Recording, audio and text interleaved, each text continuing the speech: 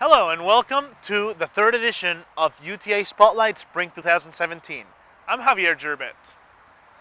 Today we'll take a look at a protest that took place in campus, and we'll learn more about an old group that has been reinstated. And we'll see how students are preparing for Valentine's Day. Thank you for joining us. This is UTA Spotlight.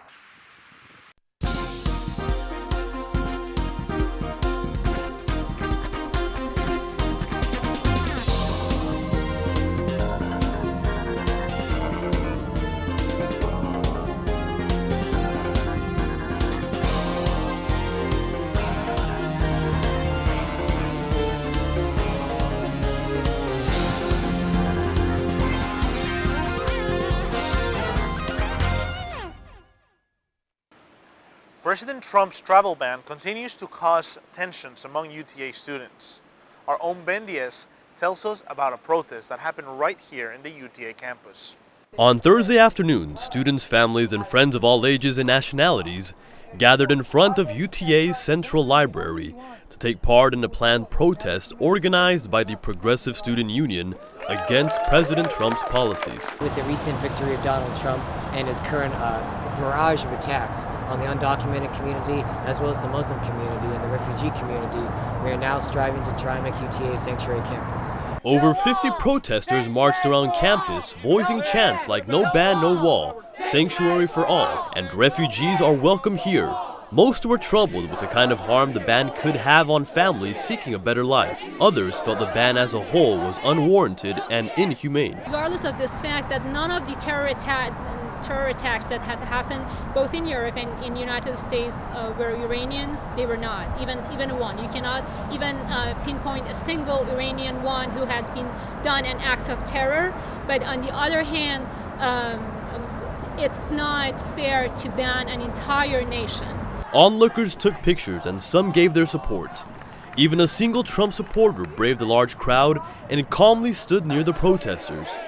There were no incidents, and it was clear that it will remain peaceful. The dislike for President Trump, though, remained high. He doesn't believe in laws. He doesn't believe even in really like what the country is about. He believes in all these different things like for his personal profit. It's just like he's just a problem all around. Although the travel ban remains overturned, President Trump continues to make appeals to have the ban reinstated. The final decision will most likely be made by the Supreme Court. At the end of the march, several students made their way into Davis Hall, hoping to speak to UTA President Karbari about their ideas. Their exit made clear they got one task checked off their list. Benjamin Diaz, UTA News.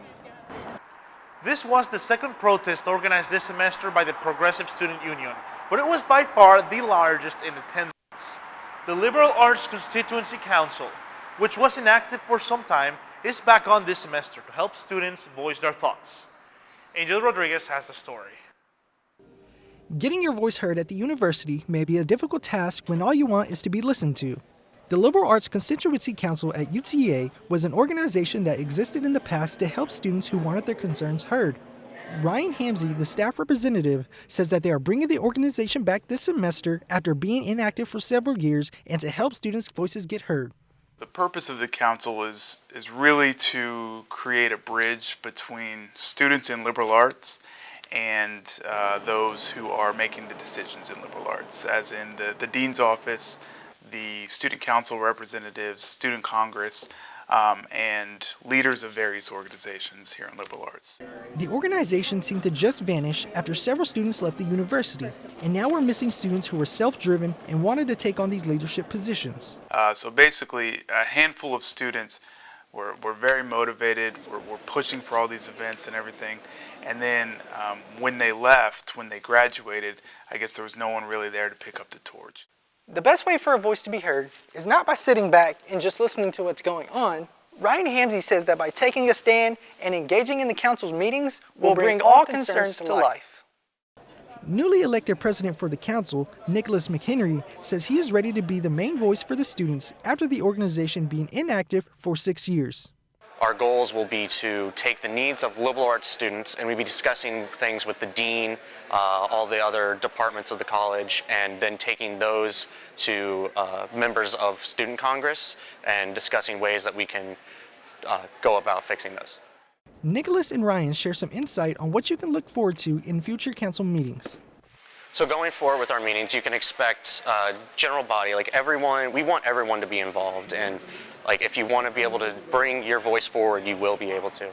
You're going to have a lot of planning, a lot of throwing ideas around, what do we want to do, here in the next month? What do we want to do here in the next few months?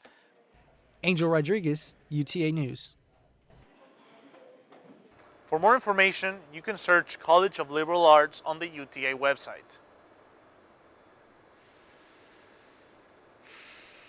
Valentine's Day is about being with the person you love, but the Korean Culture Association has managed to make this holiday a selfless act of giving. Zaina Alzinari has the details. The Korean Culture Association gathered together on Tuesday to hand-make Valentines for patients in the hospital. KCA decided to give Valentines to patients because they wanted their organization to have more focus on service. We thought of one of the hospitals and we wanted to give some of the patients cards to just cheer their day up. And it just takes a little bit of work on our part, and it makes someone's day a lot better. So that's why we wanted to do that. Fun crafts such as glitter, stamps, and stickers were provided by KCA and encouraged to make the Valentines unique and one of a kind. Vice President Hannah Costner came up with the idea for a more philanthropic spin on Valentine's Day. I always like giving to people. I've always done volunteer work, and I just thought it'd be a nice thing to see other people smile. And it's not hard to do, so we just decided maybe the other members would also like to make people smile as well. The KCA decided to make a party out of it by inviting members to join and enjoy sweets and K-pop music. What I love about KCA is how we're able to express basically our passion about Korean culture, pop culture, traditional culture, just basically anything Korean. Members of KCA are passionate about the Korean culture and feel that the sentiment brings them closer together. All of the Valentines created by the Korean Culture Association will be donated to patients at Texas Health Arlington Memorial Hospital. Zaina Zanati, UTA News. The organization managed to make over 100 Valentines for patients. To learn more about KCA, visit the website below. Well, that does it all for today's edition of UTA Spotlight. On behalf of our producer, Maria Martinez, and our videographer, Justin Oliver, we want to thank you for watching UTA Spotlight. I'm Javier Gerbet. Thank you for watching, and see you next time.